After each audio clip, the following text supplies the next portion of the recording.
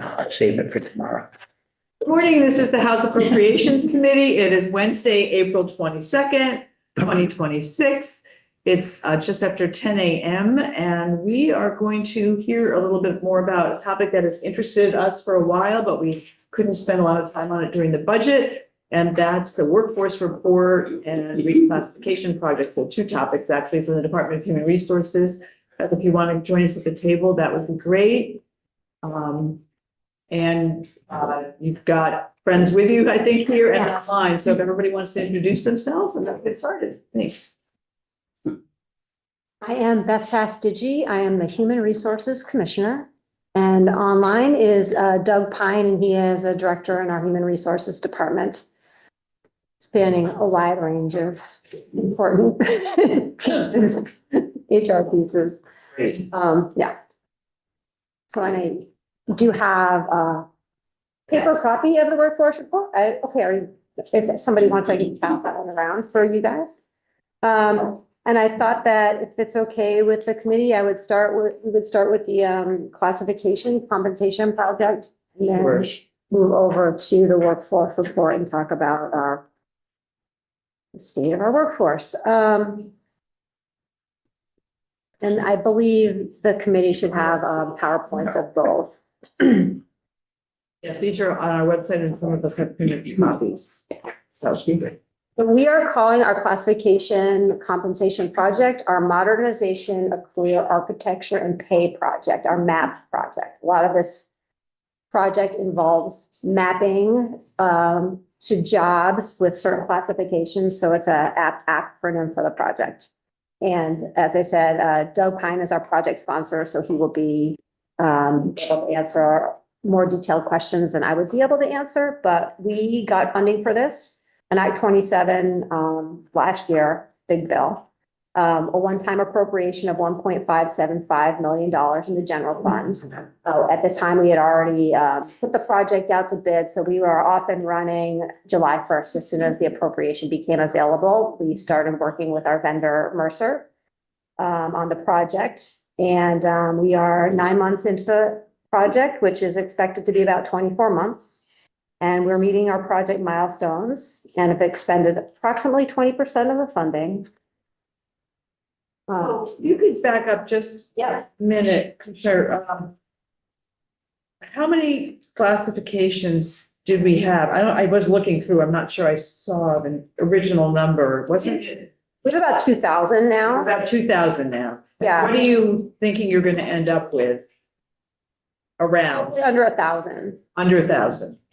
And Doug may want to, we've got, our target is under 1,000. So I think that we'll be able to do it.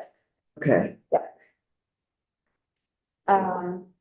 So then just slide 3, I guess. Our project overview, our goal is to modernize the state of Vermont's classification and compensation system to support the recruitment, management, and retention of a well-qualified and diverse workforce. We want to organize our jobs into a clear and logical job architecture, reducing the number of job classes from 2,000 to around 1,000. This will help facilitate career advancement. It promotes internal consistency and equity and simplifies our administration. We want to implement a modern approach to work measurement to accurately assess the job roles. We're developing a comprehensive compensation net framework. It includes a philosophy, pay structures, and administrative guidelines. We're both looking at internal equity and external market competitiveness. And then to train and educate managers, employees on the new system to build understanding, consistency, and trust. So how does this work? You've had a lot of RFRs, requests for classification, over the years, and I can imagine that having so many different job classifications makes it more susceptible to those things happening. And would this project reduce the number of those, make it clear what slotting people into the right place the first time, or how do you see those working? I mean, our goal is definitely to reduce job classifications. We have a lot of single job classifications or classifications that are unique to departments, but they're really, let's say they're like administrative assistant 1, 2, and 3. I mean, I think the human resources administrator 1, 2, and 3 are probably more important than any other department, but I think other departments think that same way. So balancing that administrative work and looking at it more across agencies, so we really can reduce the number. So that's one of the things that this project does. And Doug, did you want to jump in on that? I'm not sure I answered all the questions you asked. No, the whole idea is to reduce Yeah. the number by creating a logical, meaningful organization of the jobs. And then instead of 2,000 jobs floating around there without any kind of organization, then it's easier for us to identify jobs that would fit into an existing class rather than creating new ones constantly. So the system's in flux every single day. And we're over 2,000 classes right now. So it's without that organization, it's really difficult to stop and say, well, wait a minute, we already have one of those, so let's put it in that class. Yeah. So that's part of the process rather than looking at an RFR in isolation and potentially creating a new class. Yeah. So it seems like it will be a lot more efficient too. We are hopeful that that's the direction we will go in.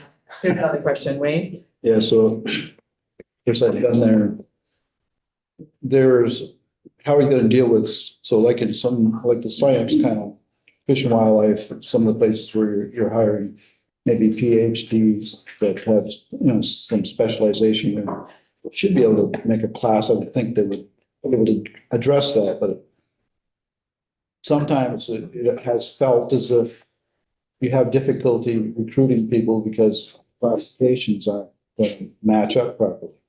Are you going to be cognizant of that and try to do a good survey of all the agencies to make sure you find those things that might Oh be? yeah, all of the departments and agencies will be involved in validating our mapping, and we're hopeful to reduce by 40 or 50% the number of job classes. So there'll be plenty of unique job classes that have those kind of specialized qualifications or specialized roles. So we're not looking at bringing it down to 200 or some number like that. We recognize that there will be unique roles in state government, but we already can see that there's a tremendous amount of overlap, and that's what we're looking at tackling. That's good. I don't know. Is there any thinking about, I worked down in Pennsylvania for 3.5 years, and we had a whole computerized personnel system so that everything was right there. And if I need to do a job evaluation, for there. If you need a new position, do job descriptions, everything's online, training, everything online. Are we heading in that direction? We are heading in that direction, yes. Yeah. Dave, did you have a question? Well, I'm just trying to, using a PhD is, Wayne mentioned that, I think. I have lots and lots of content expertise, right? I'm a PhD, but I have no budgetary authority. I have no supervisory responsibilities. I don't have any decision-making, though I recommend. Isn't that going to categorize me low in comparison to what my academic background is and make it hard to recruit? So unless those fundamental budget, supervisory, decision, I think those are the three, there could be more, I could be wrong, are changed, aren't we in a difficult situation? So I think those are the pieces that go into job evaluation systems. And so this new one, so our current system was implemented in 1984. That's a long time ago. I think thinking has changed about kind of how to do that since then. And there might be more considerations, but that's really why we do need a new system, because there is basically the system we have is unliked by basically everybody for various reasons. And so for the PhD fish and wildlife scientist, it doesn't necessarily agree with the person that has great, you know, like a lot of managerial responsibility, but might not have the technical expertise. So there's always that kind of, you know, struggle, I think, but what the system is, what we have now is very complicated and people really don't understand it. So that's one of our goals, is to lay out something that people really do understand better. That's, you know, it's leveling across, okay, this is how this compares to this department and also internal equity within the departments as well. So those are all the things that will be coming into our new system. And this is for classified employees. It's not for exempt employees. And when I say exempt employees, it means exempt from the classified service, not exempt from the Fair Labor Standards Act, like you might think about in the private sector. So that's kind of what we're doing and why we're doing it. We're relying on Willis, the old tool, which is outdated, hard to understand and use, as Representative Yacooni points out. And it has no technical support available. Employees don't have a predictable overview of their career and their salary trajectory. Our budgetary impacts, as this committee knows, are unpredictable. In fiscal year 2025, the estimated annual cost of classification reviews was over $8.2 million. We're managing an inefficient, unwieldy number of job classes, over 2,000. And as I mentioned, there's many employee-centered, department-specific, and redundant job classes, which lead to inconsistencies in pay grade and assignments across departments for compatible work. The stakeholders, including our Vermont State Employees Association, generally dislike the current system and process. So I have a little map in here of where we are on a timeline. We're finished with phase one. We've basically looked at the current system. Our vendor has done stakeholder interviews with almost every agency and department. They also met with legislative, judiciary, and unions. So they've been spreading wide and figuring out so we can help determine our scope and approach. And we're in phase two, which is a huge phase as far as establishing the new system. So it's the job architecture, developing a career leveling guide. We're mapping our existing job classes into the architecture, developing new job descriptions for each unique title. And then we'll be conducting work sessions with stakeholders across state government to validate the job structure and the mapping and the job descriptions. Yeah. Go ahead. Is there across the board buy-in from state agencies? Right now, there's buy-in that they don't like what they have. And we've talked about what they don't like, what the issues are.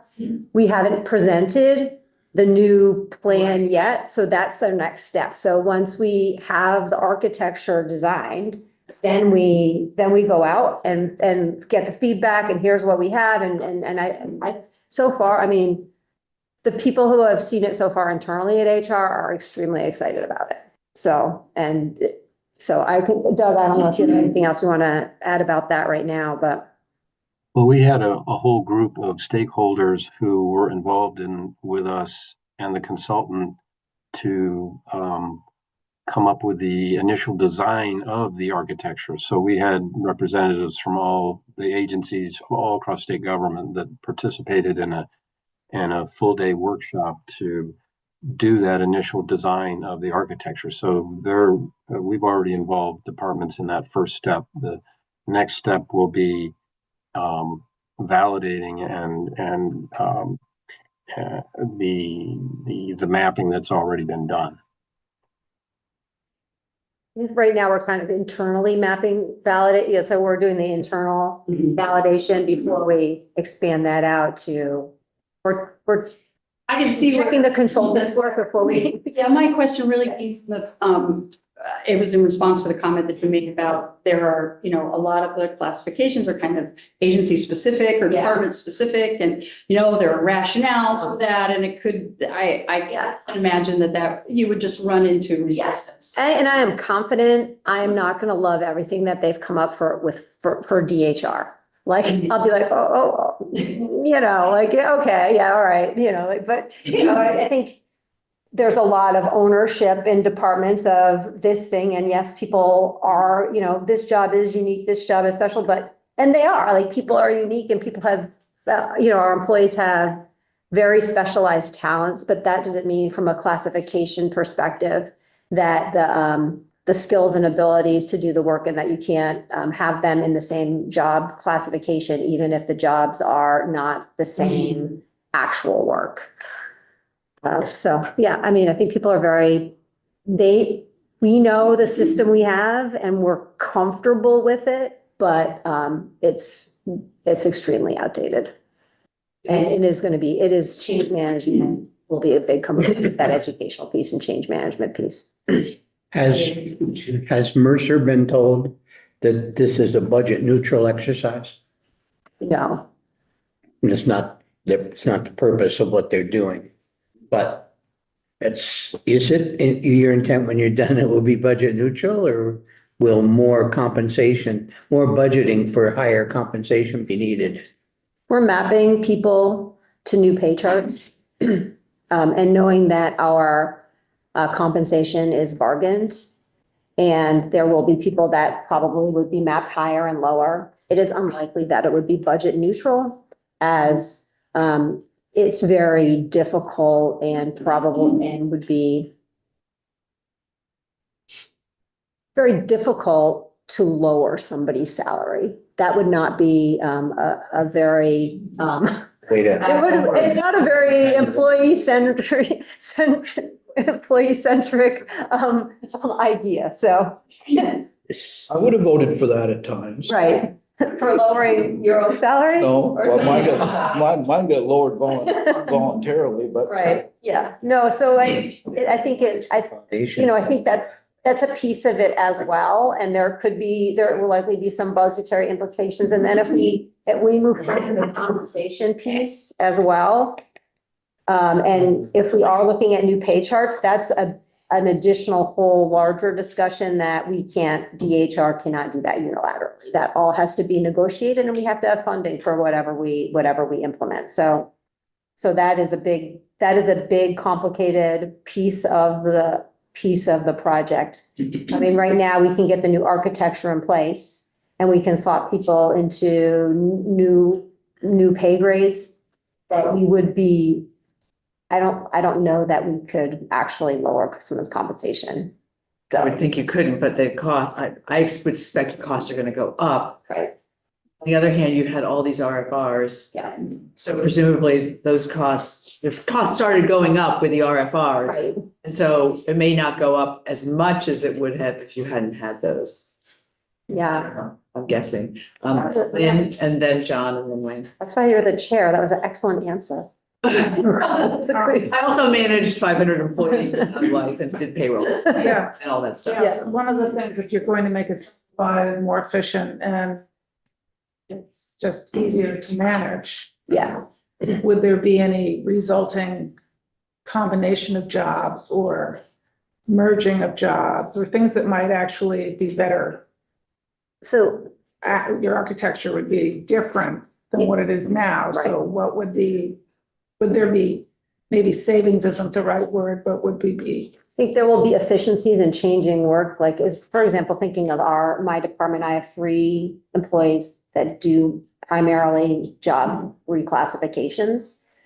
That they would be able to spend more time like doing like in-depth work and also maybe moving more into compensation than they would actually have to do on each individual job. And we expect the volume to be likely to be less. So they will be able to spend time doing other things that would be more Productive. more productive, we hope, yes. Yeah. Doug, do you have anything to add there? No, that is the hope, to be able to, right now, the volume is such that they're always behind. They're always trying to catch up. And so they do quality work, but it's under a lot of pressure. And again, things are always behind. So we would like to have a system that's more controlled, better managed, where we can understand the costs better than we do now, because that $8 million the commissioner mentioned in fiscal 25 was unanticipated and unbudgeted. So would like to get that under control. I guess like kind of getting into the extreme of how our current system works and how inefficient it is. So we have our classification analysts. So we have 3. We've had some turnover there. So we just have a new person on board that's going to take that person some time to train, another person that's been there 6 months. So they're great. But it takes a long time to be able to do that work quickly. So by the time they do the work and the way our labor contract works, if that classification goes up, the employee is owed back pay from the time it is submitted to human resource. So let's say it takes us 22 months to do that reclassification. Then we have to do 2 months of back pay, but we also have to get that in the queue for back pay, which takes a long time as well, because that's more complicated than a simple transaction of just changing someone's salary going forward. So because it's more complicated, that gets pushed behind the back of the pile. So we tell somebody after 2 months that, hey, you're going to a new pay grade and you're getting a raise. And then maybe, between cup 2 and 6 months, they'll actually get the back pay, which is it's a long process, and there's a lot of frustration throughout that whole process. So hopefully a new system will minimize those issues as well. John, did you? Yeah, just real quick here, but, I would suspect here too, once you kind of get through these phases here and things begin to be implemented here officially here, we're gonna have some benefit here in the hiring process. So people that are applying for a position, whatever it might be, you'll let them know what the classification is, the compensation, the benefits, all of that kind of stuff here, aside from, and perhaps, even they're going to be hired under the same, position description, or maybe it has to flex a little bit because we have someone in the agency that is doing something more specialized based on what their agency or department's being passed to now do us. Yeah. Yeah. And like with our current pay charts, it's about 24 and a half years to get from your step 1 to step 15. So it's the first couple of years you get, or 6 years, you get a step every year, then it's every other year, then it's every 3 years. And so for advertising jobs, we just advertise the base pay, the starting pay. We have to advertise the starting pay and the top pay, which is in the range, but would be highly unusual, if ever, to hire somebody at the top of the range. We're really mostly looking at the bottom range.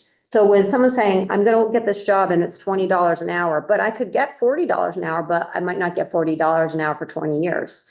That's not like that motivating and thinking about, I want to work for that employer, right? I think I oversimplified it, but having a more modern salary structure as well, and pay progression and anticipated pay progression makes more sense as well. And that is all, again, something that we need to bargain with our labor partners, and something that we need to have money to pay for. And we've just heard a couple of times from here, a couple of times in the past couple of years that, things can't really hire someone until July 1, but it takes time to kind of put all that together. Yeah. And, bring someone in after that fiscal year sometimes, or Right. the calendar year.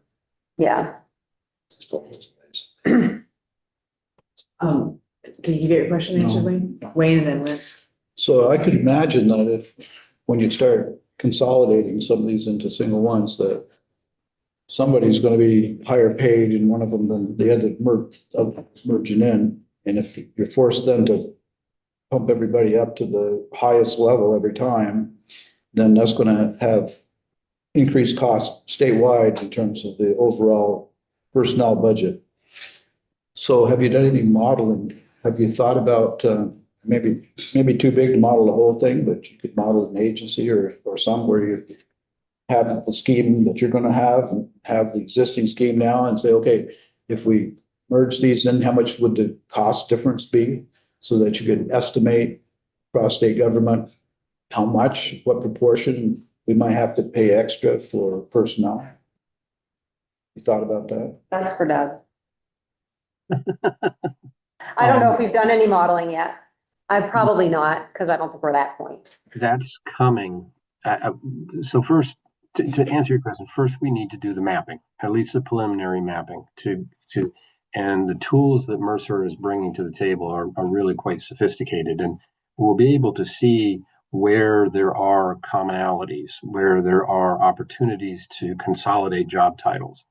And at least initially, what the plan is to do a crosswalk to our current pay charts. Okay, because the compensation phases of the project, as the commissioner says, one, they need to be bargained, and two, we haven't done them yet. So that's a later phase. So what Mercer will be doing is market analysis for up to 750 job titles. So we will have benchmarks to give us an idea of what kind of impact, financial impact there would be to adjust these jobs to market, however we determine that is, and they'll make recommendations. And that's where we need to talk to our labor partners and to you all in terms of what that impact is. On the smaller scale, as we identify, so we probably have at least 24 data analyst job classes. They have all their different names, department-specific names. We're hoping to consolidate that into a much smaller number. And so what we'll be doing is aligning those jobs, and they have a very clever way of seeing how they level. Okay, so what professional level it is within that particular job family, and we can see whether there are people who are above or below. And that's where we'll be able to do what you're saying, but on a statewide basis. We had thought about maybe doing some pilots, but given the contract and the nature of the project, Mercer feels that we can look at the whole enterprise and then take that proposal and say, this is what we would need to do that initial adjustment. And it's not unlike what's happening right now. As I said, we get last year over 1,300 RFRs. So that we're constantly adjusting. There's constant costs as people move up, or mainly up, mostly up, and so it remains to be seen the magnitude, and we're looking, I'm anxiously looking to see what that magnitude is going to be. Thanks. That's But good. fortunately, Mercer has some really wonderful tools that will be not only help us visualize that, but quantify it, and so. But first, we've got to get through this whole mapping part. To better understand where everything would go. Yeah, thank you. When you say you have to give the time frame, the scope of or the total payment, you might start at, say, $20 an hour, and then it goes to $40 an hour after 20 years, all that. In this committee, we've heard that there's a lot of churn. A lot of times when you hire someone, like 9 months later, they leave. I don't know if they're going to another better paying job or they're leaving state government, but retaining people is a real problem. People don't look at something that they're going to work in a job for 20 years anymore, right? It just doesn't happen. And then there's this problem of pay compression. What happens? How do you deal with those two things? Or how is this going to work with that? Is it going to make it more predictable, less predictable, whatever? Well, I think that the classification piece, like that mapping will be more predictable. If you do look at the workforce report, and we'll get into that a little bit, Doug's going to jump right into that, but there's a section, page 58, that actually kind of shows it shows an example of pay compression. So we have all of the job classes and how many there were, like in 2001, and not how many there were, but how many employees in each job class. And you can see that like creeping up over time, which is definitely compressing between the bottom and the top. We had so pay grade 32 was our highest pay grade. And in 2001, we had 49 employees in pay grade 32. And now in 2025, we have 84 employees in pay grade 32. So you can just see kind of what's, and then it was that number of job classes. No, that's number of employees. And then also job classes in pay grade 32. There are 27 job classes and now there's 43 job classes in pay grade, 27 job classes to 43 job classes in pay grade 32. So we do see that kind of that creeping up of the charts happening over the year. So we have some illustration of that compression. So maybe this is a good way to segue into your other. And I'm just gonna have Doug jump right in our first slide, knowing that we were talking about classification, it was about the classic class reviews there. So. Let me see. All right, I think I've shared that.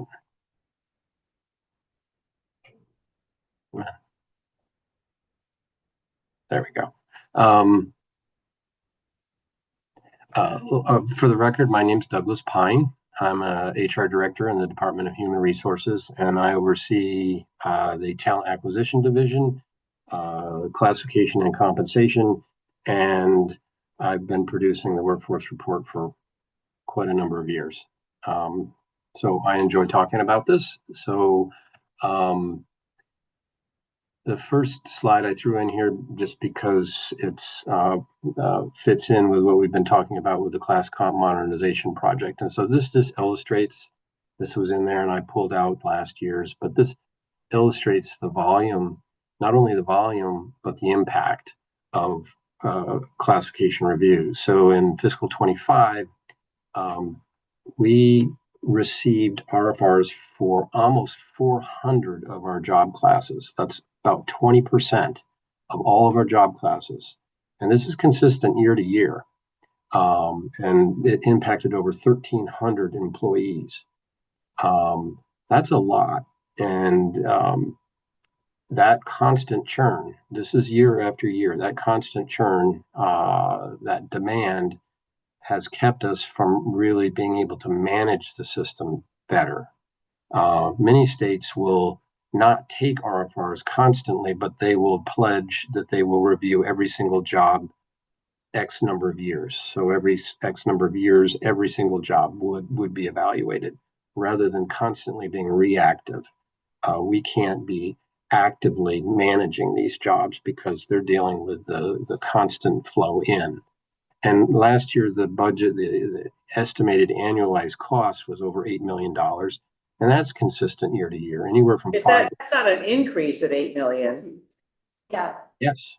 Salaries increased $8 million because of job reclassification? Yes. Yes, ma'am.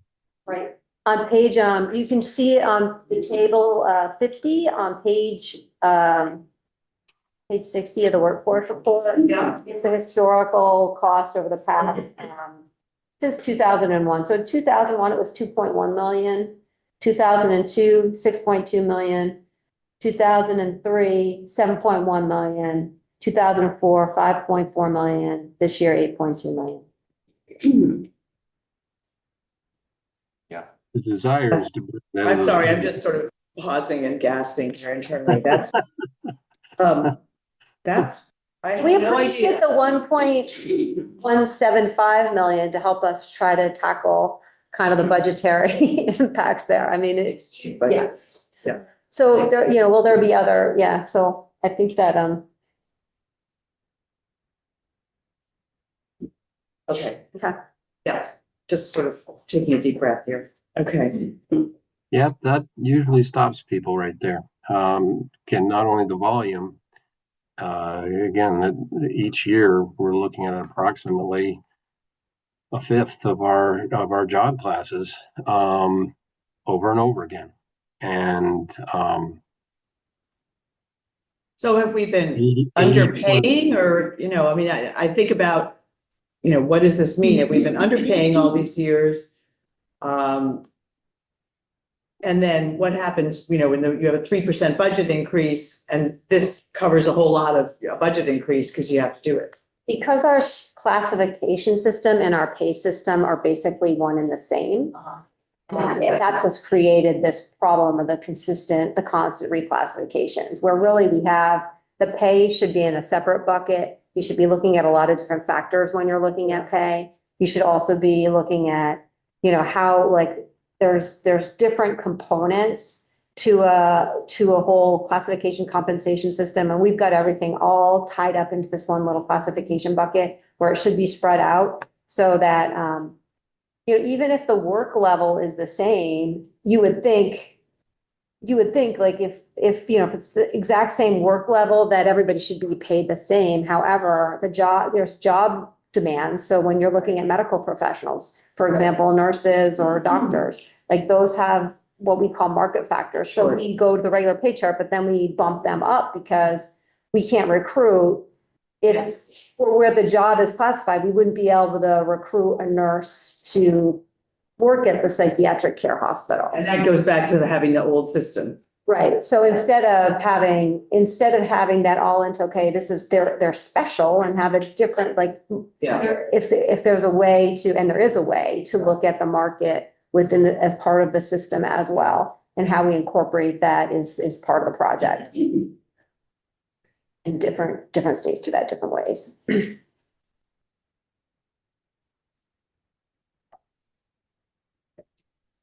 All right, well, let me move on to, unless there are other questions on this, let me move on to the. Let's move on. Okay. So I looked at last year's report, and I have to say some of this is old news. So we're coming up to a year, but in the 2025 workforce report, I found really 5 top themes, and I'm going to update you with some recent numbers on some of these themes. And so one of the themes that we've seen is, and it's a natural part of any organization, but our demographics are changing.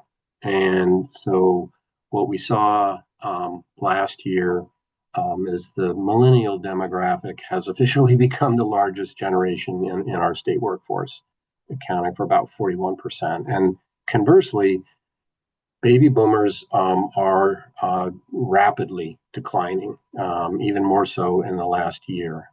So about 40% drop from 21 to 25. And as you might expect, the younger demographic, so-called Generation Z, is the fastest growing group right now. And so I can show you, this is the graph that was in the workforce in 2025. And you can see that our Generation Z, the younger demographic, is exponentially increasing, and the baby boomers are coming down real fast. And I had predicted that this would cross at some point soon. And we also crossed with the slightly older Generation X demographic with the millennial, and so they're clearly the ones in charge now. So I just ran this the other day, and so we have indeed crossed. So baby boomers are now we've lost about 19% of our baby boomers thus far in this fiscal year. And so they make under less than 10% of our workforce now. And the younger generation, the younger demographic is increasing. And again, we're starting to see a gap here as the oldest of the Generation X demographic is hitting about 61 years old. And so they're starting to retire also. So this is all very interesting. Again, it's natural as an organization that these demographics change over time. But we indeed have crossed, and we still have one person left in state government in the so-called silent generation, which is, I think, 81 years or older.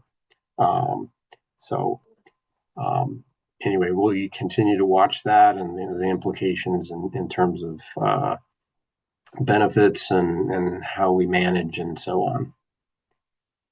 Let me see. Oh, vacancy rates. You might be interested in vacancy rates. So we've been watching those very closely for the last number of fiscal years. And so In 2025, our vacancy rate dropped significantly. We dropped down to 9.5, which is pretty good.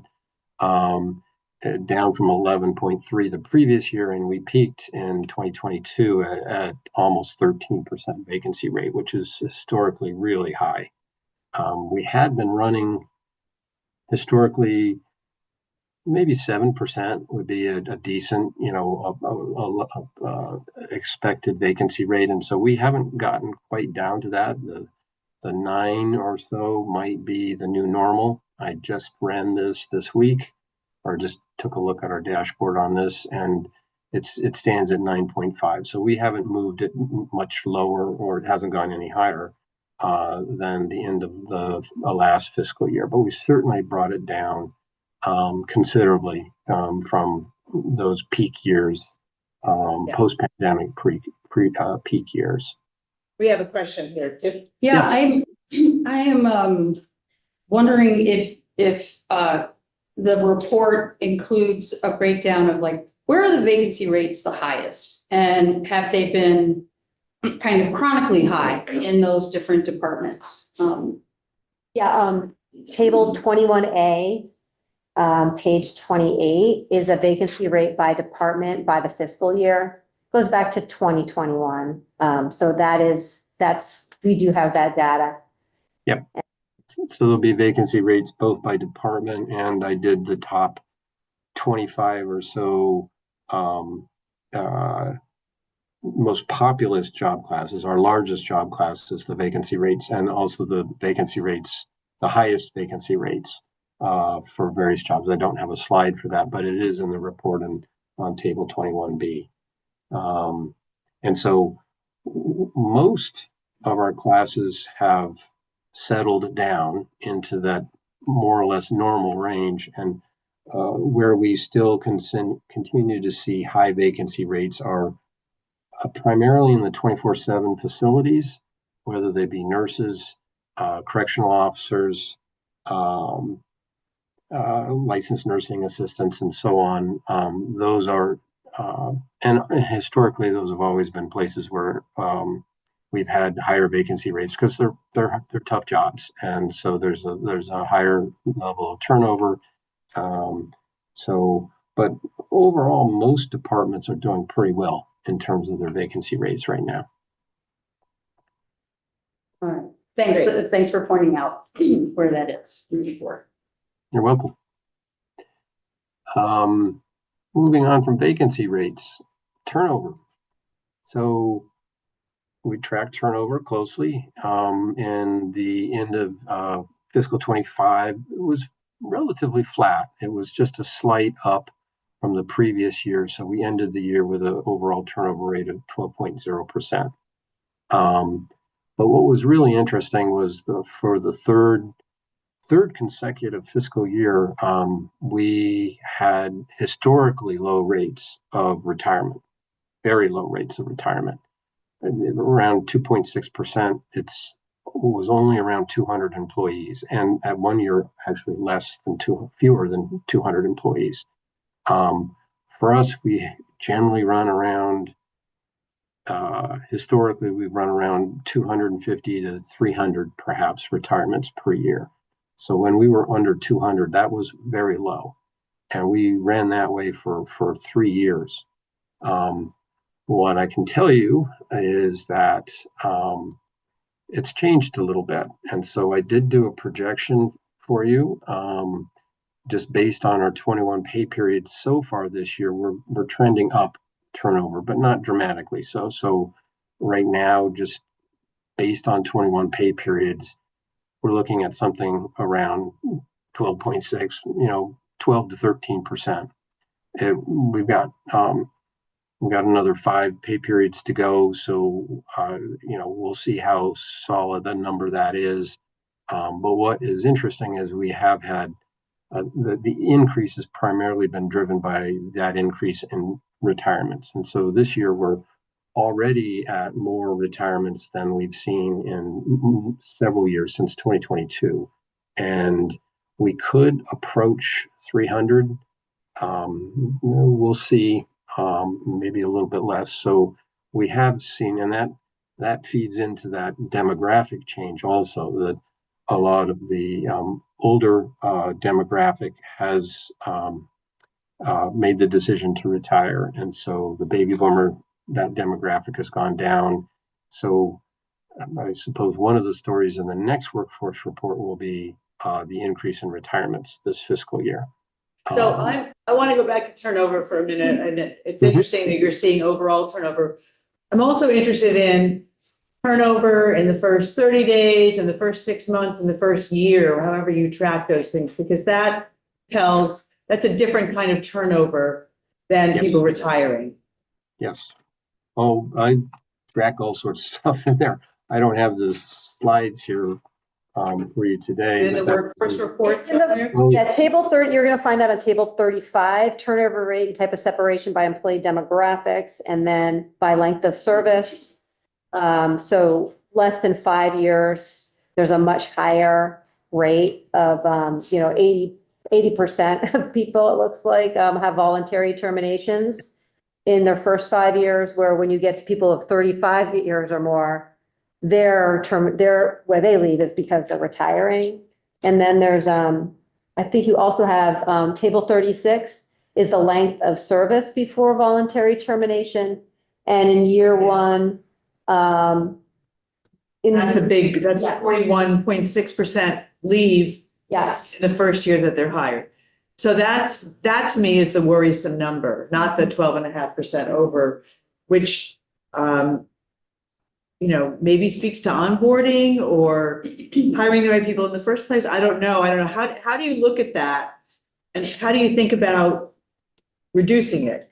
and if you even look at the, that you're talking about the onboarding, you look at the chart below that, which Yep. talks about 0 to 30 days and then 0 to 60 days. So if you can keep employee one more day, you have a better chance of keeping them Right. longer, right? So Right. it's those first, that onboarding piece, the first day, the first week, pre-boarding, like all Right. that is really critical. And also setting the job expectations as well. So do you look at this by agency or department? So, I mean, to look at trends, in a little more granular detail than what you would necessarily show us. I think the departments that have kind of the highest rates of turnover, are looking at it more closely. What would you say, Doug, there? Sorry, Commissioner, what was the question? So the question is related to, looking at how to try to keep employees, like newer employees, especially in departments that have high turnover, thinking about like Department of Corrections, right? They have a high turnover rate. But I'm sure they're not being Driving right. the system. Right, Well, do we they, see- go ahead. Well, in talent acquisition, we like to say it starts with the hire. So, it's whether or not you made the right hire, and that's going to be right out of the chute. That's going to be something that's going to impact whether somebody stays. Then proper onboarding and expectation setting. Did they have the proper understanding of what they were getting into in the first place? So there's that kind of realistic job preview aspect. So there's a lot of things that go into that. Corrections has done a great deal of work and very good work in terms of trying to do better hiring and better orientation and better training to keep people, because they know that's if they can keep them for a year or two, they've done really well, and they Right. tend to be longer term employees, or they promote into other jobs, which is fine. Right. So, but corrections is always the one that we come back to, but they're not the only one. And so I'm wondering how DHR sort of supports managers to support their employees to reduce turnover. People aren't leaving in the first 30, 60, 90 days. What sort of things? Because you must be looking at them beyond corrections and sort of seeing what the trends are. If another department has consistently, or maybe they weren't so good and now 3 years later, they're doing really well. What are they doing right? So wondering how you look at all that. I'm gonna have Doug. Magic Banner. I knew you were waiting for me.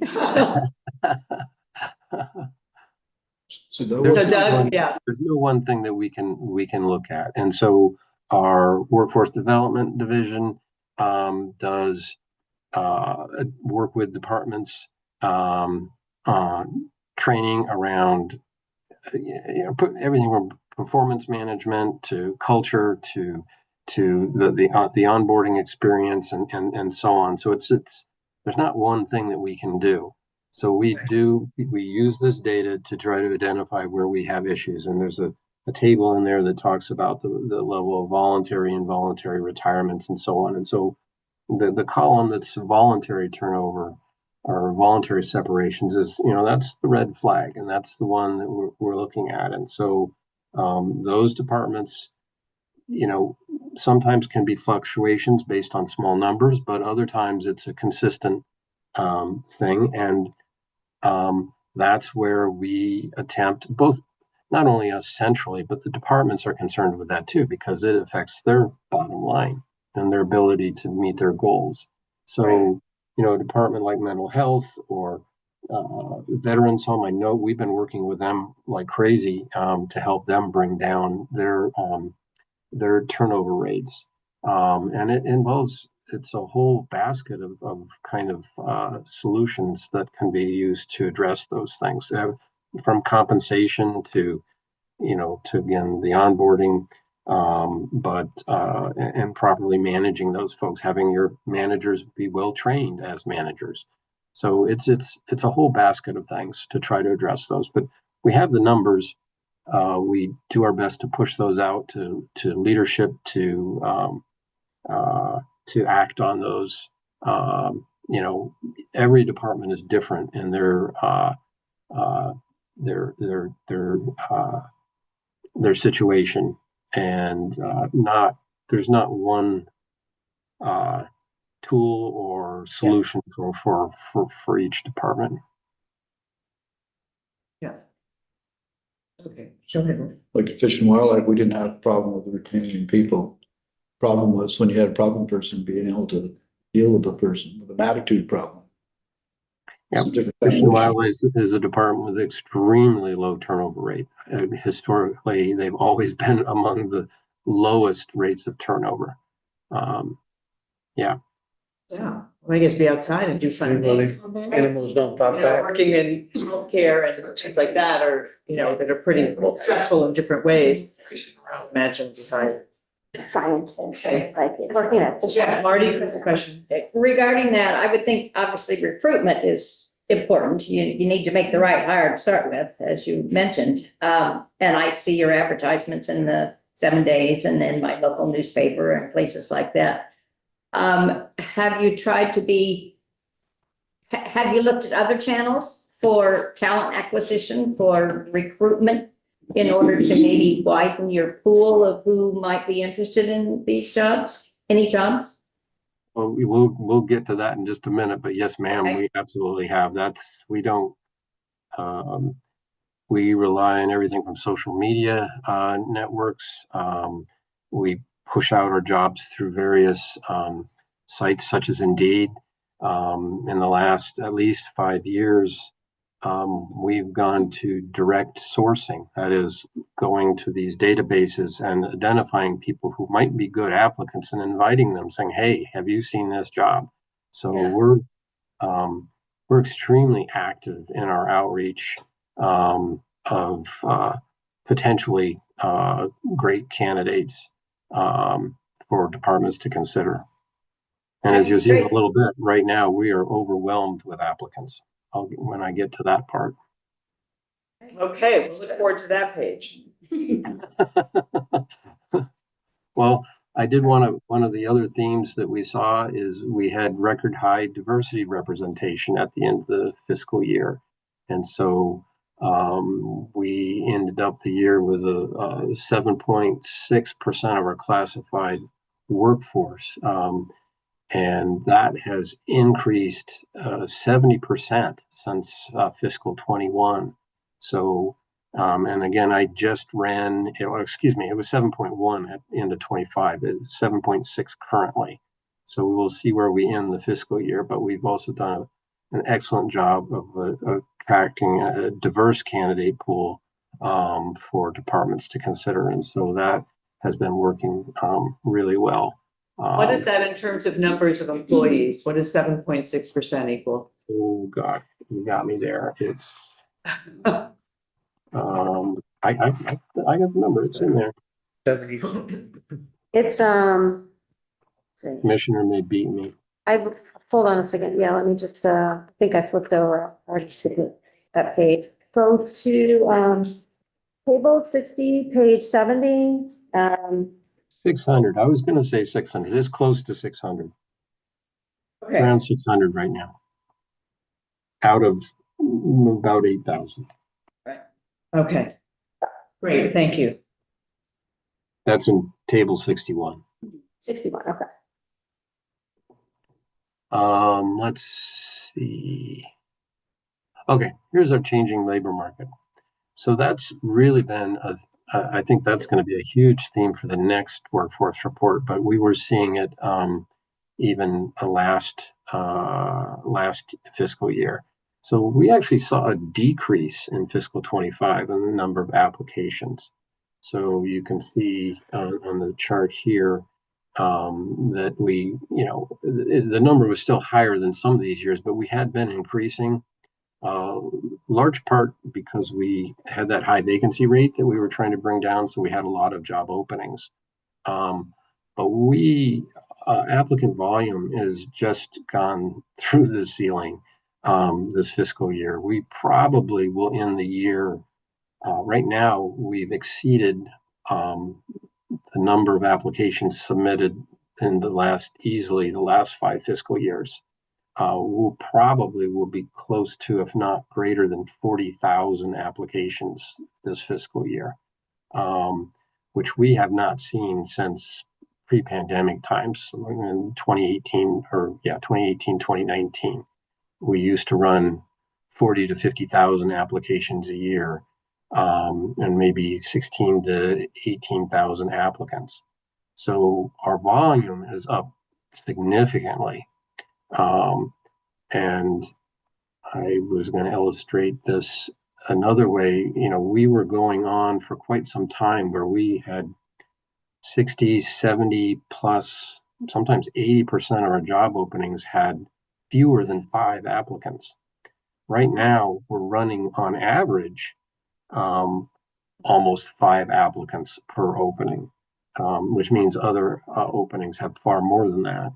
But the difference in the number of applications per opening is pretty astonishing when you compare even last fiscal year to current. And so part of what that is there's obviously, everybody knows there's been a lot of layoffs at the federal level and in the private sector, and there's state government is seen as a relatively safe employer, and so there's a flight to that safety. So we are seeing just an influx of applicants, and so right now the problem really isn't attracting folks; it's sorting through all of those very fine applications. I can tell you that we have been able to hire some outstanding folks who have been laid off or otherwise under the threat of layoff from the federal government. Just outstanding candidates that we've been able to pick up. And so right now, for applicants, it's not a great market, but for employers, it's great because we've got a lot of applicants for our openings to consider. Wayne? This is the unemployment rate, tracking the same in parallel or, inversely, is this what you're seeing? Well, it's a lot of the writing I've seen is it's kind of a tale of two markets. The kind of the so-called white collar jobs. There's a lot of people that are looking for work. Skilled trades, entry level jobs, things like cooks and mechanics are very hard to find because they are really in demand. Whereas the layoffs that we've seen are primarily the white collar type jobs. And so right now, that's where we're seeing the greatest number of folks coming in. Dave? And then Lynn? Does the applicant determine whether they meet the minimums? Or is there some type of review process in HR that says Dave is eligible for these 5 jobs? Doug's- We, Yeah, go we ahead. put David. eyes on every single application. We don't use AI to do any of that screening. They don't determine that. We do. We review every single application. Okay. Thank you.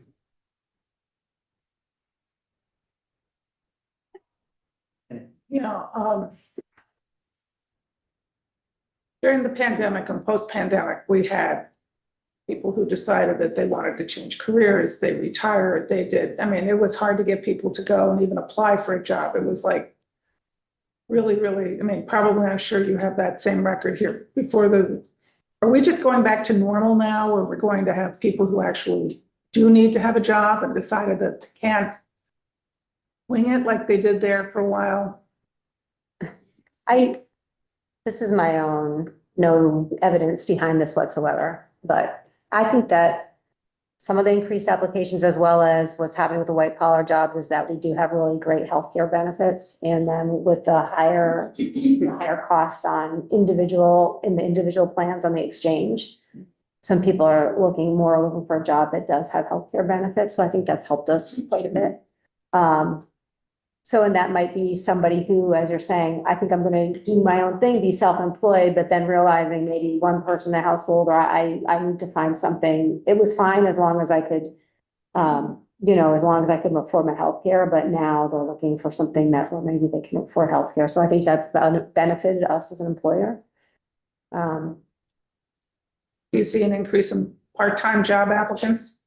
We don't have that many part-time jobs. I think that if we had them, there would be. But we don't have one of the reasons we don't is our benefits are really expensive. So if you brought 2 people on, like for a job share, then you'd be paying benefits for 2 people, and that's like 40% of, I mean, that's our benefits are, including retirement, everything. It's a big. Is it like at 46% or something? Yeah, it's a lot. It's a lot and continues to go up. So I think that's one piece of it, why we don't, and also because we have our position cap. I couldn't take one job and make it 2 part-time jobs with that salary. It would have to be a job share, and that's the exact same job, kind of the way it works. So if Doug decided he wanted to go half-time and I could get a job share, that would work out, but it would be hard to find somebody that can do exactly the same job as Doug, and I couldn't take half of his job and do something else and create another job, because that would certainly affect his pay grade. So there's a lot of complexity in there when you're looking at more part-time work in state government. I don't know, Doug, if you have any other. So yeah, we don't have as many in our department. We have about 105 people. I have 3 employees that I consider part-time. One is an 80% employee in a limited service role instead of 100%. And then I have 2 employees in a job share. Yeah, I'm asking because I know of an organization that advertised a full-time job, part-time job, and they got like 3 applications for the full-time job, but they had like 130 applications for the part-time job. This was post-pandemic, but not now. It was a few years ago. And they're trying to figure out why they had so many. And I think one of the reasons was that you don't need to have a full-time job to get health benefits. You could go to Health Connect, you could do your own thing with that. And but they really wanted to have that time. The time was important to them. Right. And previous to that, if you were part-time, you wouldn't have been able to have a benefit. Yeah. Yeah, I think benefits are, I mean. People come for the benefits. Well, it's a big, something that's very, it's very great about state employment. And that's one of the ways our salaries aren't known to be the best. They're pretty good, but they're not the best, but our benefits are typically seen as the best, like some of the best. And I think that there's a lot of folks that are attracted to that. And then there's people that aren't as attracted to that, especially when you're starting out with your career, if you're in the entry level jobs. So what we've seen at like the custodial level, And even at the corrections officer level, they're looking, when they want to start, they're looking at, okay, $20 an hour here or $15 an hour here, they're going to take the $20 an hour job. So that's it's a pro and a con. We can't offer as high salaries because our benefits are so great. And so Doug's had to do some, market factor type adjustments. So for, our custodial job classes, we don't typically hire them at step one. We're going to bring them in at a higher level step so that, we're competitive with the other people that are hiring entry-level custodial staff. Yeah, and certain of those like Yeah. entry-level jobs are the younger people who really aren't concerned about their benefits so much, they want to buy the new truck down the road, Right. Yeah, They're looking at the $20 an hour versus. move into their own apartment. Yeah.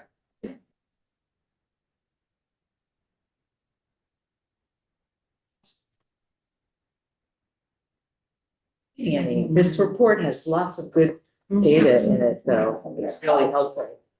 For us, do you do this every other? Every year. Every year. And as Doug also mentioned, we do have a dashboard, right? And we do have in our online, some of those are updated more frequently. So you can see the trends and at some of the high level as we get further out from, this is obviously the fiscal year 25 data, so.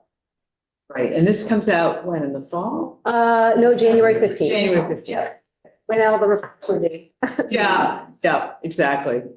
Great, and I just see Rep. Nigro joined us. I don't know if you've heard about any of this, Mike, but if you have any questions now that we're about done, you're welcome to. Watch it on YouTube. Yeah, Dave, you have a question? I just wanted to pay recognition to Doug for his great career in state government many, many years ago when I was active. People spoke of Doug as though he was a legend then. He is a legend. Thank you. so much. Dr. Pine is a legend, and we appreciate him and all his analytical abilities Yeah. in our department. And we're doing whatever we can to retain him to stay, to not be one of those 200 plus retirees. Thank you, guys. That's right. We're waiting for Doug to be in that, the very last bit of the baby boomers. Thank you. Well, thank you both for coming in. I really appreciate it. It's just been really helpful to hear kind of how it's going and think about it. And we'll look forward next year to hearing how the reclassification, getting an update on that, because you're supposed to finish by the end of December 27 or fiscal year 27. Yeah, we'll be we'll have in the next 6 months is where a lot of the heavy work's happening. Yeah. Okay. Great. So we'll hear more about that next year. Well, good luck with all that. It's a pretty important project. Thank you both for coming in. We appreciate it. Yeah. Thank you.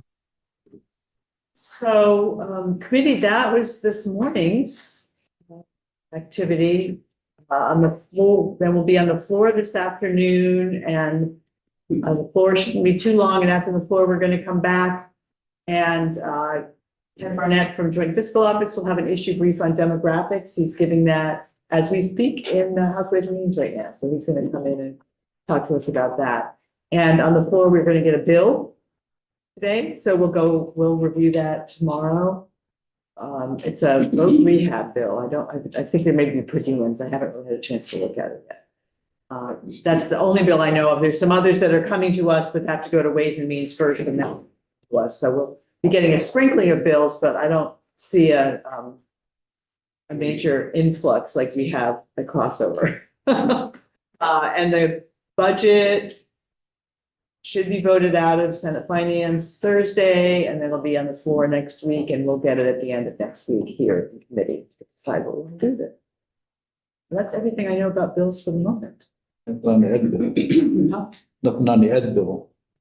No, they just got it. They've started working, and I think they're having a joint, I talked to somebody. They're having a joint hearing with Senate Ed and Senate Finance.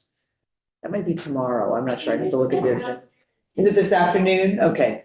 So that they can hear all of it But it's pretty clearly delineated who's got what, and that was part of the reason Ways and Means didn't do a strike all, they did an amendment, so that all the instances of amendment could go to finance, and so it's kind of clear who has jurisdiction over what. Maybe less arguing about that. So, so no news on that. That's, you can start watching their testimony at some point if you are so inclined. So we should be able to get timely manner this spring. Right? May 15th? That's So good to me. that's. Just ask Tom. And the idea was, Tom, what did you do? Have you done the adjournment pool by April? It's not happening. Mike,